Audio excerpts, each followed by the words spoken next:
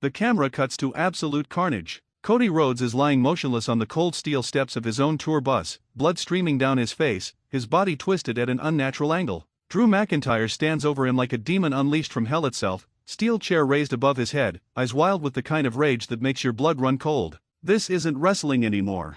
This is something darker. This is personal. This is the moment everything changed on SmackDown, and if you think you've seen brutality before, you haven't seen anything yet. What you're about to witness will make you question whether some lines should never be crossed, and whether Drew McIntyre has just ended not just Cody Rhodes' career, but destroyed the very soul of the American Nightmare. Before we dive into the absolute chaos that unfolded, if you're not subscribed to Ring Rumble yet, I need you to hit that subscribe button right now. We're a family here, and we break down the moments that matter, the moments that change everything. We don't just report wrestling news, we live and breathe this business just like you do. So join us, because trust me, you're going to want to be part of this conversation after what I'm about to show you. The night started like any other SmackDown. The crowd was electric, the energy was building, and Cody Rhodes had just finished what everyone thought was a standard in-ring promo. He talked about his journey, about defending the honor of WWE, about being a champion for the people. The usual Cody Rhodes passion and fire that we've come to expect from the American Nightmare. But what nobody knew, what nobody could have possibly predicted, was that Drew McIntyre had been watching,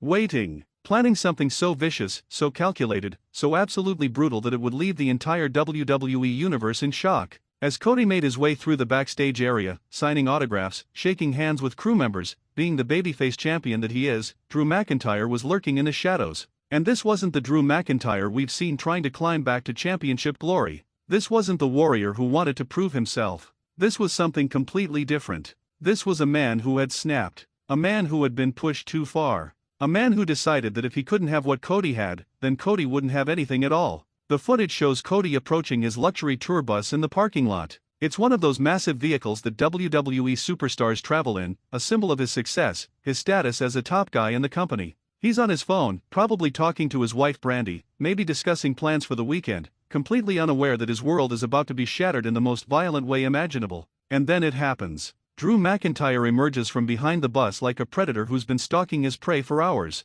No music. No entrance. No warning. Just pure, unfiltered violence. The first shot catches Cody completely off guard. Drew drives his shoulder into Cody's spine with such force that the American Nightmare crashes face-first into the side of his own bus. The metallic thud echoes through the parking lot. But Drew doesn't stop there. He grabs Cody by his perfectly styled hair and starts ramming his face repeatedly into the bus. Once, twice, 3 times, 4 times, each impact more sickening than the last. You can hear the crew members screaming, calling for security, but Drew is in his own world now. A world where only pain exists. Cody tries to fight back. Of course he does. He's a Rhodes. Fighting is in his DNA. He throws a desperate elbow that catches Drew in the jaw, momentarily stunning the Scottish psychopath. For just a second, it looks like Cody might turn this around. He stumbles away from the bus, trying to create distance, trying to gather himself. But Drew recovers too quickly. He charges forward with a claymore kick that would have taken Cody's head clean off his shoulders if it had connected fully. Instead, Cody dodges at the last possible second, and Drew's boot crashes through the tour bus window, glass exploding everywhere, raining down like deadly confetti. Now there's glass everywhere, shards of it glinting under the parking lot lights. And Drew, his boot bleeding from the impact, doesn't even seem to notice. He grabs one of those large pieces of glass, and for a moment, the entire WWE universe watching this unfold holds their collective breath. Is he actually going to use it? Has he completely lost his mind? Security guards are sprinting toward them now, but they're still 30 yards away. 30 yards that might as well be 30 miles. Drew doesn't use the glass as a weapon. Instead, he tosses it aside and reaches under the equipment truck parked nearby. He pulls out a steel chair. That damn steel chair. The great equalizer in WWE. The weapon that's ended careers, settled feuds, and created legends. Drew unfolds it slowly, methodically, his eyes never leaving Cody, who's now backed up against the tour bus steps, blood already starting to trickle from a cut above his eye. What happens next is difficult to watch. Drew swings the chair with the force of a man possessed. The first shot catches Cody across the back, and you can hear the impact echo through the parking lot. Cody screams in agony and crumples to the ground. But Drew isn't finished. Not even close. He raises the chair again and brings it down across Cody's spine. Then again, and again, and again. Each shot more vicious than the last. Each impact making you wonder if this is finally the shot that breaks Cody's back, that ends his career, that crosses the line from rivalry to something criminal. The security guards finally reach them, and it takes 6 of them, 6 full-grown men, to pull Drew McIntyre away from Cody Rhodes. And even as they're dragging him backward, Drew is screaming at Cody, words dripping with venom and hatred. You can't make out everything he's saying, but you catch fragments. Something about respect. Something about opportunity. Something about how Cody took everything from him. The rage in Drew's voice is terrifying. This isn't a work. This isn't a storyline. This feels real in a way that makes you uncomfortable. Cody is motionless on those tour bus steps. Medical personnel rush in with their kits, immediately checking his vitals, calling for a stretcher.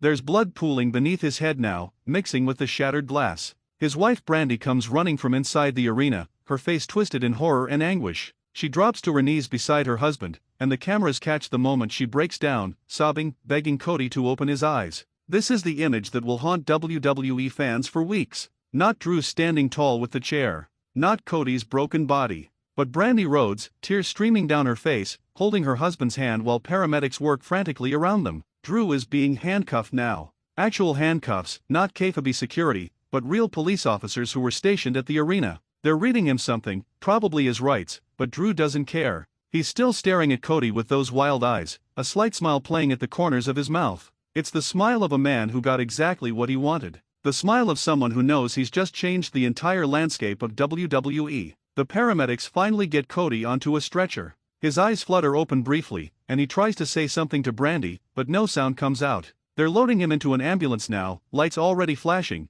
preparing for an emergency transport to the nearest hospital. The crowd inside the arena has no idea what's happening outside. They're probably watching some mid-card match, completely oblivious to the fact that one of WWE's biggest stars might be seriously injured just yards away from them. Social media explodes within minutes. The footage leaks online, because of course it does. Everything leaks online these days. Fans are demanding answers. Is Cody okay? Was this planned? How could WWE allow this to happen? Is Drew McIntyre going to jail? Are we about to witness the end of Cody Rhodes' career? The questions come fast and furious, but WWE remains silent. No official statement. No updates. Just that horrifying footage playing on loop, each viewing more disturbing than the last. The implications of this attack are massive. If Cody is seriously injured, who becomes the face of SmackDown? Who steps up to fill that void? Is this Drew McIntyre's sick way of forcing himself back into the main event picture? And what about the personal cost? Cody and Drew were friends once.